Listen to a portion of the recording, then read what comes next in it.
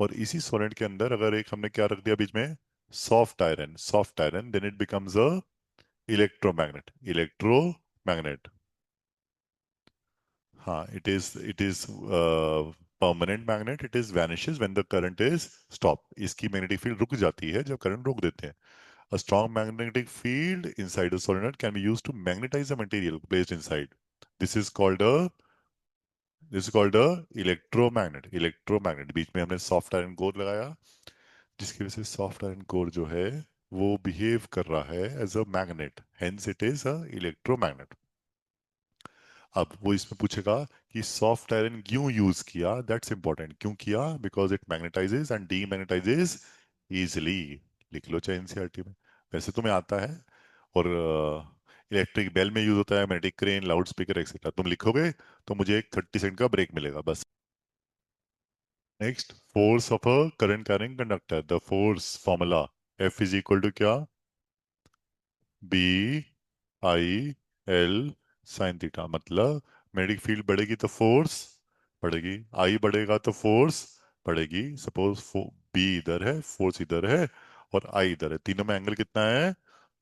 90 degree. इसके लिए rule कौन सा है? Fleming's left hand rule. Fleming's left hand rule बाहर निकालोगे अगर जरा थोड़ा सा। और इसमें the centre finger gives you direction of, center finger gives you a direction of current. C for center finger, C for current. First finger F gives you direction of field. Thumb gives you direction of force. तीनों के तीनों 90 degree पे होने चाहिए। और उसके बाद दो की डायरेक्शन बताएगा, तीसरे की आपको बतानी है। दो की देगा, तीसरे की आपको डेफिनेशन बतानी है। सो बी बढ़ेगा तो फोर्स बढ़ेगी, आई बढ़ेगा तो फोर्स बढ़ेगी, एल लेंथ ऑफ कंडक्टर बढ़ेगा तो फोर्स बढ़ेगी। थीटा, थीटा अगर जीरो, मतलब मतलब एंगल बिटवीन किस किस के बीच में? मैग्नेटिक फील्ड और करंट। मैग्नेटिक फील्ड और करंट दोनों के दोनों एक ही डायरेक्शन में, एंगल जीरो, तो sine theta zero, force zero. और ये वैल्यू फोर्स की मैक्सिमम कब होगी? जब थीटा के 90, then the force will be maximum, because sine 90 is 1। Sine 90 is 1। ये करा दिया। Go ahead, let's try this. खुद ट्राई करना बिना पूछे, पहले खुद ट्राई करो, बिना पूछे, बिना एनसीईआरटी को देखे ट्राई करो। उसके बाद पूछ लेना, पूछना मना नहीं। एक इलेक्ट्रॉन बीम है moving horizontally from back of to the front. Electron beam पीछे से आगे जा रही है, मतलब करंट आगे से पीछे जा रहा है। C for centre finger gives you direction of current. Centre finger आपकी तरफ आनी चाहिए सबसे पहली चीज। Fix the centre finger coming towards you. C for centre finger coming towards you. किस किसके आगे centre finger towards you? First step, centre finger towards you पुत्र जी। आगे, is deflected to the right side, मतलब फर्स्ट फिंगर करूं या thumb? Thumb को करना है किधर?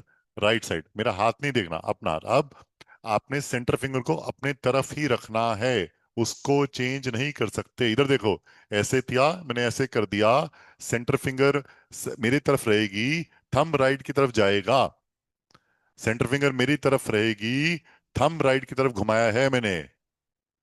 सेंटर फिंगर मेरी तरफ रहेगी, थंब राइट की तरफ घूमना चाहिए। हम इफ डन हो गया। जब थंब राइट की तरफ गया तो फर्स्ट फिंगर किस डायरेक्शन में है?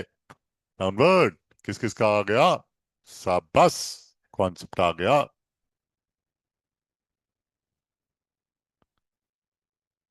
सो ये हेलो इधर, ये जो डाउनवर्ड आ रहा है, डाउनवर्ड आ रहा है ना, तो ये downward is correct, first option. दूसरा, नॉर्थ टू साउथ या south to north, vertical plane अगर बोला जाए, north to south is correct, north to south is also correct. मतलब वहां पे वो वर्टिकल प्लेन में भी पूछ सकता है, हॉरिजॉन्टल प्लेन में भी, ठीक है।